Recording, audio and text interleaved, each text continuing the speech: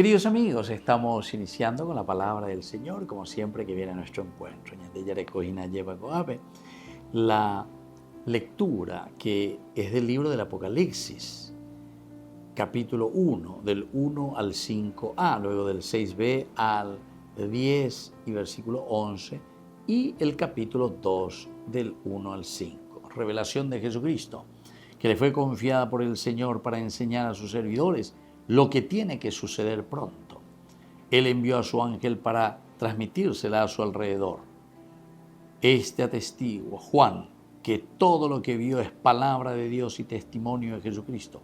Feliz el que lee y felices los que escuchan las palabras de esta profecía y tienen en cuenta lo que está escrito en ella, porque el tiempo está cerca.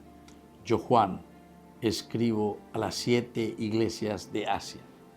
Llegue a ustedes la gracia y la paz de parte de aquel que es, que era y que viene, y de los 7 espíritus que están delante del trono, y de Jesucristo, el testigo fiel, primero que resucitó entre los muertos, el Rey de los reyes de la tierra. A él sea la gloria y el poder por los siglos de los siglos. Amén.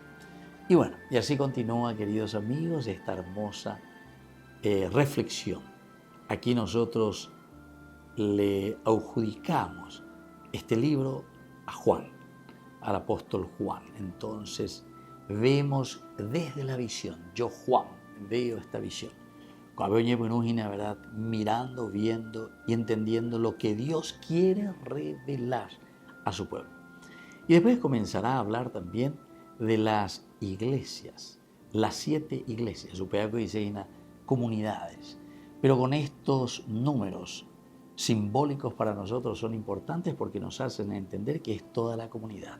Y cada una de ellas con sus fracasos, pero también con sus triunfos. Porque te hablan de fracaso, pero estos son los remedios que Dios te regala para que puedas siempre ser victorioso. Y ayer ¿verdad? Con esta carta, o mejor dicho, con esta lectura del Apocalipsis, que entendamos que Dios se nos revela y que Dios nos da todo para que hagamos un camino de comunión y un camino de resurrección. Que la bendición de Dios descienda sobre todos ustedes, el Padre y el Hijo y el Espíritu Santo. Amén.